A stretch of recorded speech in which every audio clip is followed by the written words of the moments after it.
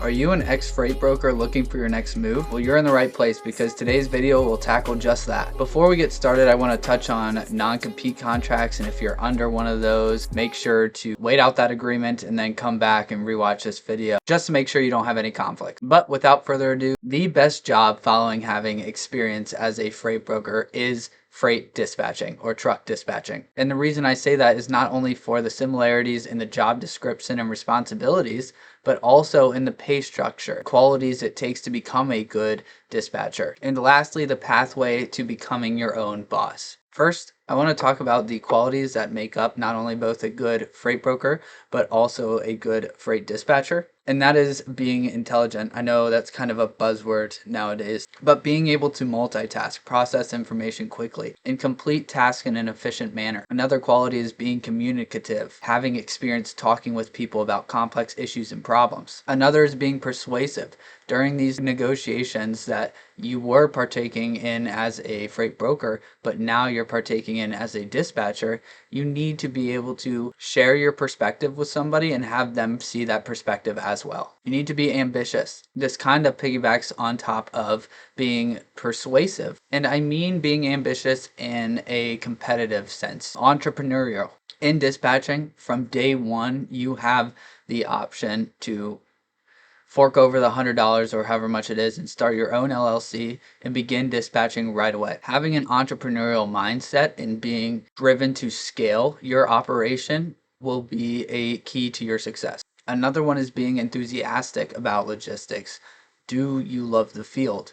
If you do, it's going to be a lot easier for you to do sales conversations day in and day out. Now, those were a list of common qualities that both a freight broker and a freight dispatcher have. Let's move on to the job responsibilities or the job description. The two are similar, but they have a lot of differences. For starters, on the freight broker side, you're representing shippers, and on the dispatching side, you're representing the trucks, the drivers, the carriers. And those sales calls go very differently. When you're trying to get loads from a shipper, you are trying to learn all about their operation, what their business does. Everything feels like foreign territory to you. Now you want to sell your services and your skills, but a lot of the conversation breeding comes from your interest in their business. Now on the dispatch side, it is service heavy. Carriers want to know what your services are, what you charge, how communicative are you, what's your response time, what are your hours of operation. Those are just a couple of the things that carriers look for when deciding on a dispatcher. I also want to touch on the similarities and differences between the pay structure of a typical freight broker and your typical freight dispatcher. If you're working for a large company, whether that be brokerage or dispatch company, you're going to have some form of either a base salary, a commission structure, a combination of both with benefits. Now, where I would say the stark differences lie is the ability to work for yourself and how easy those pathways are. I think as a freight brokerage, starting a freight brokerage, the barrier of entry is much more significant than starting a dispatch operation. Now, you need logistics experience for both, but in order to start a dispatch company, you need to file your LLC, you need to have all the software, hardware, websites, domains, all that type of stuff in place, and those things cost money, but it's nothing in comparison to starting a brokerage. And that is one of the main reasons why I do recommend trying to work for yourself as a dispatcher, just because of the income opportunities. I want to wrap us up here with talking about the kind of day-to-day operations, similarities and differences between the two.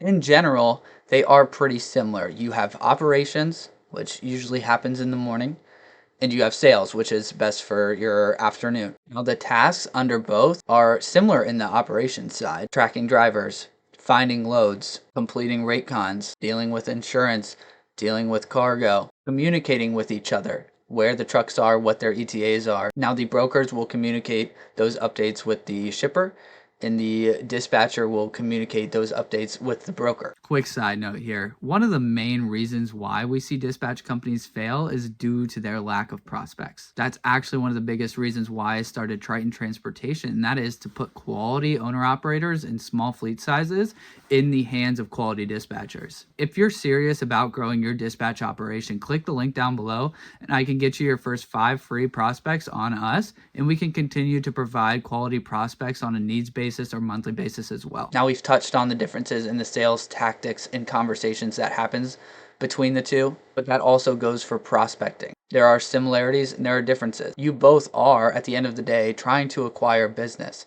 However, a lot of brokerage clientele have a digital footprint. They are easy to find. They're easy to contact. Any company in the world that ships product can be a prospect. Whereas on the dispatch side, it is just trucking companies that you are prospecting. And that information at times can be very hard to find. It is very hard to get a hold of people.